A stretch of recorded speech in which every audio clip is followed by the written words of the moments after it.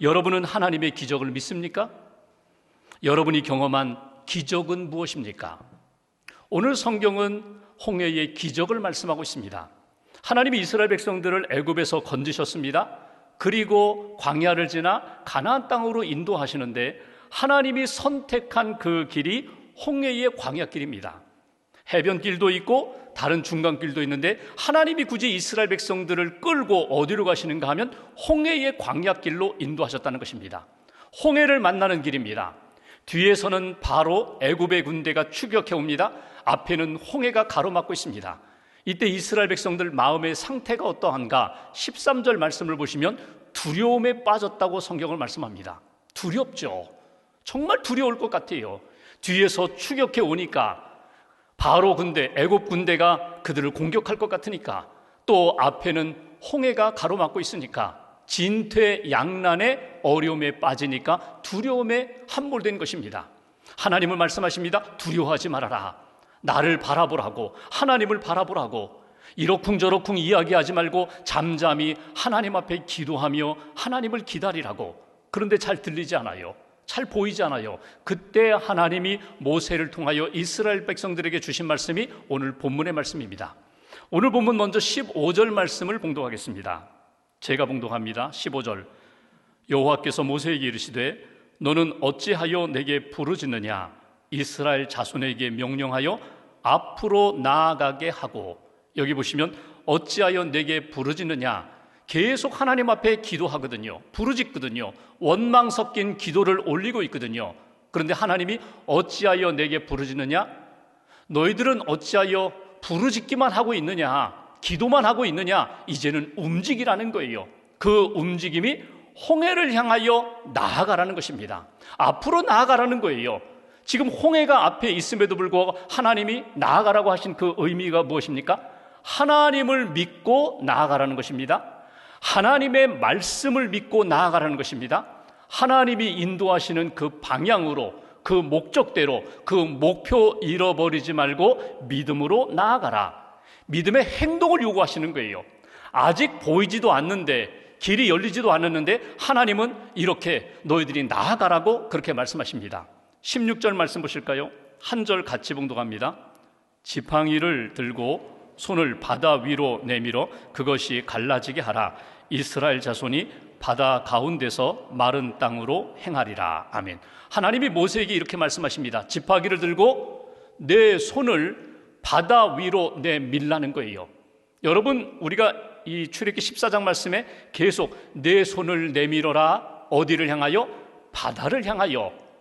홍해 바다를 향하여, 그 두려움의 바다를 향하여 내 손을 내밀라고 계속해서 말씀하시는 것을 우리가 읽어볼 수 있습니다. 아직 열리지도 않았는데 하나님이 말씀하세요. 너 일어나 이스라엘 백성들과 함께 앞으로 나아가라. 내 손을 홍해 바다를 향하여 내밀라. 하나님이 모세에게, 이스라엘 백성들에게 주신 말씀입니다. 여기에서 우리가 얻어야 할 신앙적 교훈, 첫 번째 교훈이 있습니다. 하나님의 말씀을 믿으라. 하나님을 믿는다면, 하나님의 능력을 믿는다면 오늘 내게 주시는 하나님의 말씀을 믿음으로 받아들이라는 그 말씀을 우리에게 주십니다. 특별히 손을 내밀어 하나님이 이루실 역사에 대하여 기대하라는 말씀을 주세요. 여러분, 홍해는 누가 가르시나요? 홍해 바다는 결국 하나님이 가르십니다. 홍해 바다 열린 문으로 열어주십니다. 그런데 하나님이 모세의 손을 사용하세요. 하나님이 모세의 믿음을 사용하세요. 이스라엘 백성들이 홍해 바다를 바라보면서 모두 손을 내밀어 하나님의 약속의 말씀대로 기대하며 하나님이 이루실 역사를 내가 믿겠습니다. 이 신앙의 고백, 신앙의 부흥을 하나님이 이스라엘 백성들에게 원하셨다는 것입니다. 여러분, 하나님이 오늘 우리에게 원하시는 것도 다르잖아요. 하나님을 믿습니다. 말씀을 믿습니다. 인도하심을 믿습니다. 하나님이 무엇을 말씀하시든지 제가 그 말씀을 믿음으로 받아들이고 수용하고 제가 움직이겠습니다. 믿음의 조상 아브라함을 여러분 기억하실 것입니다. 75세의 부름을 받고 가나안 땅까지 믿음으로 걸어갔던 아브라함. 그의 믿음, 하나님을 믿는 믿음, 말씀을 믿는 믿음, 순종하는 믿음, 그 아브라함의 믿음에 대해서 창세기 15장 6절에 보면은 성경은 이렇게 기록하고 있습니다. 아브라함이 여호와를 믿으니 이를 그의 의로 여기시고, 아브라함이 하나님을 믿고 말씀을 믿으니 말씀대로 순종했더니 하나님이 그 믿음을 가지고 그를 의롭다 여기셨다, 구원해 주셨다는 말씀이에요. 그런데 여기 아브라함이 믿으니라는 이 말이 히브리어로 아만이라는 말입니다.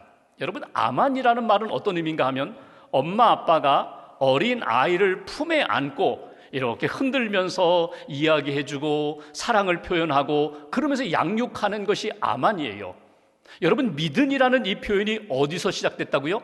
내가 하나님을 믿고 아브라함이 하나님을 믿는 것으로 시작되는 것이 아니라 하나님이 아브라함과 우리를 안아주시고 그리고 말씀해 주시고 사랑으로 인도해 주시고 은혜 베풀어 주신 것을 내가 하나님의 품 안에서 그 사랑을 받았다는 거예요. 그 은혜를 느꼈다는 거예요. 그러므로 내가 나를 안아주시고 인도해 주신 그 하나님 앞에 제가 믿음으로 고백합니다. 출발은 나의 하나님, 전능하신 하나님, 그분으로부터 시작돼서 나로 하여금 하나님이 나를 사랑하시고 인도해 주신 증거들을 경험하면서 증거들을 바라보면서 그러므로 내가 하나님을 믿습니다. 이것이 아만입니다. 여러분이 아만이라는 단어가 나중에 신약 성경에 보면은 아멘이라는 단어로 연결되는 것을 보게 됩니다. 여러분, 아멘이 뭐예요? 진실로라는 그런 의미인데 제가 믿습니다, 제가 동의합니다, 그런 의미예요. 기도하고 마지막에 예수님의 이름으로 기도합니다. 제가 기도한 것들이 예수님의 십자가의 보혈과 능력으로 하나님 앞에 올려질 것을 믿습니다. 성경을 읽을 때, 성경 말씀을 들을 때 아멘으로 응답하는 것은 무엇입니까? 제가 이 말씀대로 되는 줄 믿습니다. 이 말씀이 내게 이루어질 것을 믿습니다. 이것이 아멘이에요. 여러분, 구약에 나오는 아브라함의 아만, 하나님을 믿는 것이나 오늘 우리가 신앙생활하면서 말씀을 읽고 하나님의 능력과 하나님의 은혜를 기억하면서 아멘으로 고백하는 것이나 같은 의미거든요. 하나님이 오늘 우리에게 원하시는 것이 있습니다. 너희들이 하나님을 믿고 하나님의 말씀을 믿는다면 어떻게? 믿음으로 행동해야지, 믿음으로 움직여야지, 앞으로 나아가야지. 앞에 홍해가 있는데 어떻게 앞으로 나아가요? 열리면 제가 나아가겠습니다. 그렇지 않아요. 아직 홍해바다가 갈라지기 전임에도 불구하고 내가 하나님을 믿고 말씀을 믿는다면 그 말씀을 의지하여 한 걸음 내디디라는 거예요. 그 홍해바다를 향하여 믿음으로 너희들이 움직이면 하나님이 기뻐하시는 역사가 반드시 나타나리라, 기적으로 나타나리라.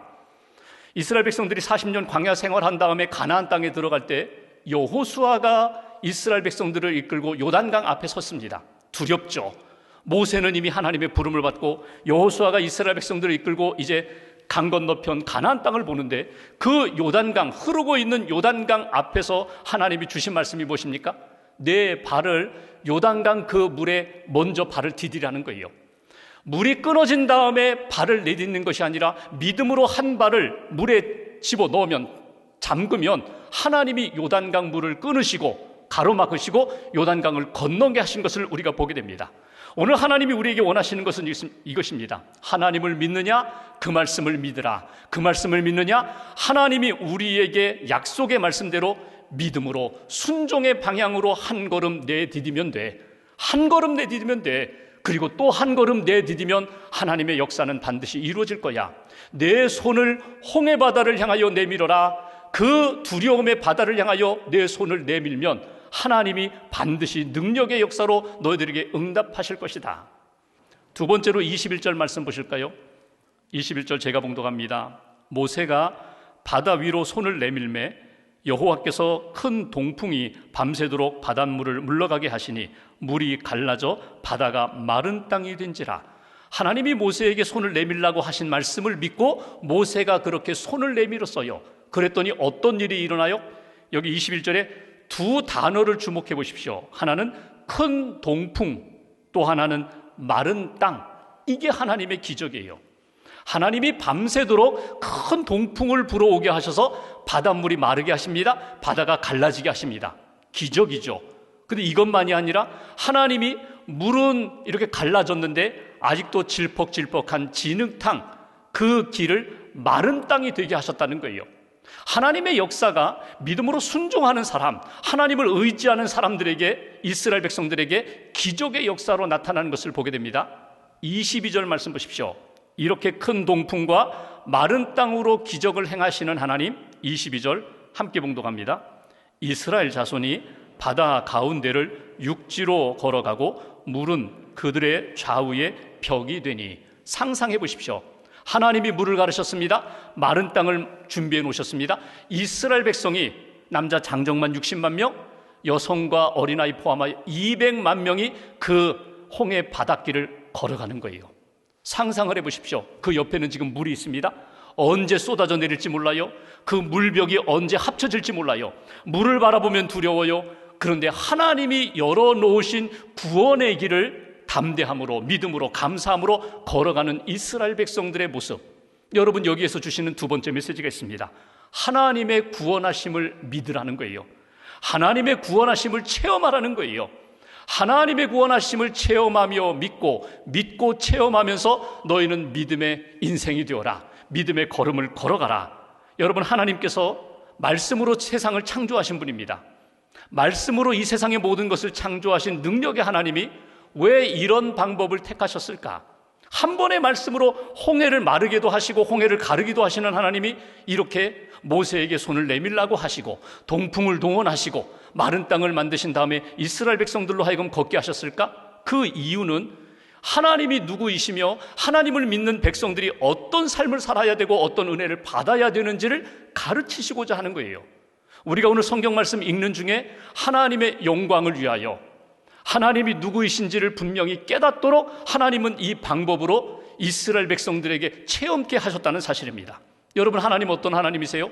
구원하시는 하나님이세요. 하나님을 믿고 의지하는 백성들을 버리지 않으시고 구원하셔서 구원의 길로 인도하시는 하나님. 사실 이스라엘 백성들이 꿈꾸던 길이 아닙니다. 이스라엘 백성들이 가고 싶었던 방향이 아니에요. 이건 하나님이 강권적으로 이스라엘 백성들을 밀어내시는 길이에요. 애굽이, 여러분, 바로의 마음이 다시금 변해서 군대를 이끌고 군대가 이스라엘 백성들을 추격해 오잖아요. 뒤에서 바로 군대가 추격해 오니까 어쩔 수 없이 모세와 이스라엘 백성들이 하나님을 향하여 부르짖고 그 홍해 바다가 갈라지고 그 길을 걸어가게 되었잖아요.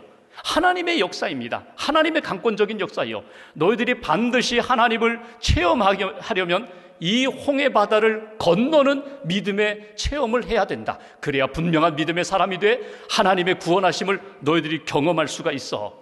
여러분, 이 사건을 사도 바울이 고린도전서 10장에서는 이것을 세례 사건으로 그렇게 해석을 합니다. 1절, 2절을 보시면 2절에 그들이 바다에서 세례를 받았다, 이런 표현이 있어요. 그러니까 이스라엘 백성들이 이 홍해 바다를 건너는 이 사건을 바울은 이건 세례의 사건이다. 이스라엘 민족 전체를 하나님이 세례하신 사건이라고 그렇게 해석을 했습니다. 여러분, 세례가 뭐예요? 우리는 보통 이렇게 약식 살수례를 하는데 세례는 여러분 이 몸이 머리까지 그냥 물속에 푹 잠겼다가 올라오는 거거든요. 침례거든요. 물에 잠기면서 나는 죽었습니다. 죄에 대하여 죽었습니다. 욕망에 대해 죽었습니다. 옛사람은 죽었습니다. 그리고 물에서 올라올 때에 푸아 하면서 하나님이 주시는 새 영을 받아서 나는 이제 살았습니다. 나는 구원받았습니다. 나는 이제 새 사람이 되었습니다. 이게 세례거든요. 하나님이 이 홍해 바다를 건너는 사건을 통하여 이스라엘 백성 그 민족 전체를 세례하신 사건이라는 거예요. 이제는 애굽에 속한 사람이 아니라 하나님께 속한 사람이고, 이제는 바로의 통치하에 힘든 인생을 사는 인생이 아니라 하나님의 다스림과 인도함을 받는 인생이고, 하나님과 연합된 인생이고, 하나님이 기뻐하시는 민족, 하나님이 구원하신 민족으로 살도록 하나님이 만드신 그런 사건이다. 여러분, 하나님이 홍해를 가르시고 이스라엘 백성들을 구원하신 이 사건은요, 여러 길 중에 하나가 아닙니다. 야, 여기 새로운 길이 있어, 이 길로 가면 돼. 발견된 길이 아니에요. 하나님이 만드신 길이에요. 그게 기적이에요. 하나님 앞에서 하나님의 은혜를 기억하며 믿음으로 나아가는 자, 하나님이 길을 만드신다는 거예요. 사막의 길도 만드시고 바다의 길도 만드시고 이 우주에 우리가 알지 못하는 세계에 하나님이 생명길을 만들어 주신다. 이것이 하나님을 믿고 살아가는 사람들에게 주시는 은총의 역사입니다. 오늘 여러분, 나는 세례 받았어. 예전에 어렸을 때 학생 때 세례 받았어. 나는 유아 세례 받았어. 여러분, 우리가 예식으로는 세례 한 번 받지만 여러분, 우리는 날마다 세례 받는 신앙으로 살아가는 거예요. 예수와 함께 죽고 예수님 부활하실 때 예수님과 함께 살았습니다. 예수 그리스도 안에서 나는 날마다 새 생명을 얻으면서 세례 받는 체험을 가지고 하나님 앞에 살아갑니다. 이것이 우리가 하나님을 바라볼 때에 하나님의 구원하심을 믿고 하나님이 구원하신 믿음의 삶으로 살아가는 인생의 모습이다. 오늘도 하나님 앞에 기도하고 예배드리면서 하나님, 내가 새 사람이 되었습니다. 나를 새롭게 하셨습니다. 이 믿음 가지고 오늘도 한 주간도 믿음으로 승리하게 해달라고 기도하며 하나님의 구원하심에 대한 아멘의 고백이, 분명한 믿음의 고백이 다시 한번 회복되시기를 주님의 이름으로 기원합니다. 마지막 한 가지 26절 말씀 보십시오. 제가 봉독합니다. 여호와께서 모세에게 이르시되 내 손을 바다 위로 내밀어 물이 애굽 사람들과 그들의 병거들과 마병들 위에 다시 흐르게 하라 하시니, 모세에게 다시 한번 내 손을 바다 위로 내밀라고 그렇게 말씀하십니다. 27절 같이 봉독합니다. 모세가 곧 손을 바다 위로 내밀매 새벽이 되어 바다의 힘이 회복된지라 애굽 사람들이 물을 거슬러 도망하나 여호와께서 애굽 사람들을 바다 가운데 엎으시니, 그 갈라졌던 물이 새벽에 다시금 이렇게 합쳐지는 것을 보게 됩니다. 그리고 어떤 일이 일어나요? 뒤쫓아오던 애굽의 군대가 그 물에 다 죽음을 당하는, 심판당하는 역사가 오늘 본문의 내용이에요. 여러분, 이 홍해가 이스라엘 백성들, 구원하고자 했던 믿음의 백성들은 구원의 현장이 되었고, 하나님을 거역하고 말씀을 거역했던 그 애굽 군대는 심판의 현장이 되었던 것을 보게 됩니다. 여러분, 이것을 누가 보았어요? 이스라엘 백성들이 보았어요. 구원받은 백성들이 애굽 그 홍해 바다를 지나간 다음에 뒤에서 추격해오던 애굽 군대가 하나님의 심판을 받는 것을 보게 됩니다. 그 본 다음에 31절 말씀 보십시오. 이스라엘 백성들이 그 큰 능력, 하나님의 기적 능력을 보았으므로 백성이 여호와를 경외하며 여호와와 그의 종 모세를 믿었더라. 더 분명한 믿음의 백성이 된 것을 보게 됩니다. 하나님을 경외하는 백성이 된 것을 우리가 읽어볼 수가 있습니다. 여기에서 우리에게 주시는 세 번째 메시지가 있어요. 하나님을 믿고 하나님의 말씀을 믿고 하나님의 구원하심을 믿는 동시에 반드시 하나님의 심판도 우리가 믿어야 된다는 거예요. 하나님의 심판하심에 대한 두렵고 떨리는 마음이 우리 안에 있어야 된다는 거예요. 애굽이 홍해에서 심판당하는 것을 보면서 이스라엘 백성들이 어떤 마음이 생겼다고요? 하나님을 경외하는 마음, 하나님을 경외하는 믿음이 생겼다는 거예요. 하나님을 믿고 모세를 믿고 하나님이 기뻐하시는 믿음의 백성들로 하나님이 회복시켜 주신 것을 우리가 읽어볼 수 있습니다. 똑같은 사건인데 어떤 민족에게는 구원의 사건이 되고 어떤 민족에게는 심판의 사건이 됐어요. 같은 어려움을 겪으면서 하나님 앞에 믿음으로 나아가면서 하나님을 뜨겁게 체험하며 기적을 체험하며 우리의 믿음이 성장하고 하나님 기뻐하시는 믿음의 사람으로 설 수도 있고, 반대로 그 어려움으로 인하여 믿음 잃어버리고 오히려 떨어지는, 하나님 앞에서 하나님의 마음을 아프게 하는 그런 심령과 삶도 될 수 있다. 이것이 오늘 우리에게 주시는 메시지예요. 성자 어거스틴이 책을 많이 썼습니다. 그가 쓴 책들 가운데 보면은 의미 있는 이야기들이 있어요. 이해가 안 되는 것 같은데 의미 있는, 재미있는 이야기가 있는데 제가 한 구절 소개할게요. 어거스틴이 이런 이야기를 합니다. 하나님은 전지전능하신 하나님이다. 모든 것을 아시는 하나님, 모든 것을 할 수 있는 능력의 하나님이신데 하나님께서 못하시는 일이 있다. 뭘까요? 그는 이렇게 이야기합니다. 회개하지 않는 죄인을 하나님은 구원하지 못하신다. 다른 말로 표현해 볼까요? 회개하는 죄인, 기도하는 심령, 하나님의 능력을 믿고 그 믿음으로 순종하는 그 심령과 삶에는 하나님이 버리지 못하신다. 하나님이 반드시 붙드신다는 거예요. 여러분, 우리가 오늘 여러 가지 어려움도 만나고 개인적으로, 가정적으로, 또 직장에서, 일터에서 많은 시련과 어려움을 겪을 때 하나님, 이 홍해 바다와 같은 이 두려움의 파도를 하나님 등이 이길 수 있는 믿음을 달라고, 하나님의 구원하심을 믿는 믿음을 달라고, 하나님의 심판에 대한 믿음을 가지고 하나님만 두려워하고 하나님만 사랑하고 하나님이 기뻐하시는 믿음의 인생으로 걸어가게 해달라고 고백하시고 하나님이 구원하시는 그 놀라운 역사를 체험하는 저와 여러분 되시기를 주님의 이름으로 기원합니다. 오래전 가이드 포스트지에 한 분의 간증이 실렸어요. 알렉산더 플러머라는 미국에서 65세 된 남성인데 신앙생활하던 분이에요.